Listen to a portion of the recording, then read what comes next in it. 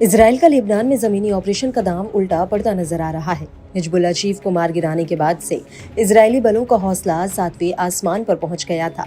माना जाने लगा था कि अब लेबनानी प्रतिरोध कमजोर पड़ता जाएगा। साथ ही लेबनान से होने वाले इजराइल पर हमलों में भी गिरावट दर्ज होगी।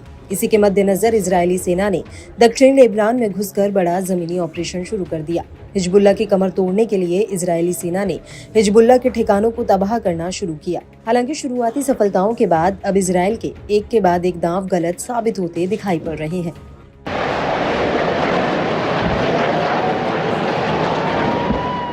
दरअसल मिडिल ईस्ट में छिड़ी जंग के बीच इजरायली सेना पर लेबनानी लड़ाकों के हमले बढ़ गए हैं। हिजबुल्लाह लेबनान के अलग अलग ठिकानों से इजराइल पर आग बरसा रहा है। उत्तरी इजराइल पर रोजाना भयंकर हमले करने वाले लड़ाके अब सेंट्रल इजराइल और राजधानी तेल अवीव तक को दहलाने लगे हैं।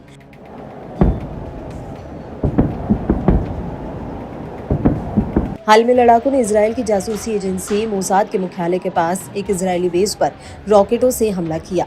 वहीं दक्षिणी लेबनान में दाखिल हुई इजरायली सेना पर भी लड़ाके घात लगाकर हमला कर रहे हैं।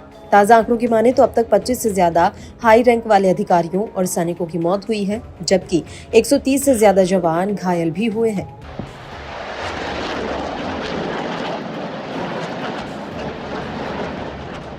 इन्हीं हमलों के बीच अचानक से अमेरिकी सेंट्रल कमांड के कमांडर जनरल माइकल कुरिल्ला ने इजराइल पहुंचे, जहां उन्होंने इजराइल के चीफ ऑफ जनरल स्टाफ और बाकी कमांडरों के साथ मौजूदा हालात पर बात की।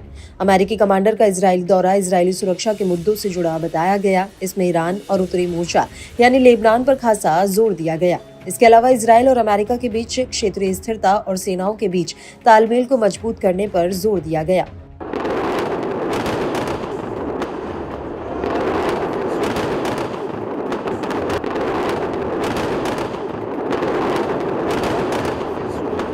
माना जा रहा है कि इजरायली सेना ने लेबनान में अपने ऑपरेशन को शुरू करने में जल्दबाजी दिखाई, जिसके चलते इजरायली सेना को शुरुआती फेज में ही बड़े झटके लगने शुरू हो गए हैं। यही वजह है कि इजराइल अपने लेबनान ऑपरेशन को सफल बनाने के लिए अमेरिका का सहारा लेने को मजबूर हो रहा है। लिहाजा अमेरिकी कमांडर ऐसे नाजुक वक्त पर इजराइल पहुंचे हैं जब इजरायली सेना लगातार लेबनान में जंग का बिगुल बजाकर पिछड़ती आ रही है। दक्षिणी लेबनान के कई इलाकों से हिजबुल्लाह ने इजरायली बलों को पीछे खदेड़ दिया है। इतना ही नहीं, हिजबुल्लाह ने कई इलाकों से इजरायली सेना को पीछे हटने के लिए भी मजबूर किया है।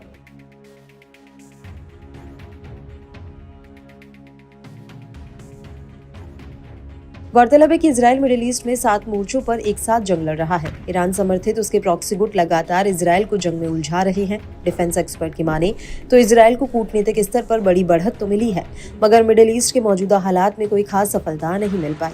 इजराइल लगातार प्रॉक्सी गुटों के जाल में फंसता जा रहा है। पिछले इजराइल और हिजबुल्लाह के बीच जंगों को देखा जाए तो हिजबुल्लाह के पीछे हटने की संभावना काफी कम ही है। लेबनान में इजराइल की बमबारी से भारी तबाही देखी गई है। हालांकि गाजा की तरह अभी लेबनान पूरी तरह बर्बाद नहीं हुआ है। ऐसे में ये देखना काफी अहम रहेगा कि इजराइल लेबनान को गाजा समझकर कोई बड़ी भूल तो नहीं कर रहा।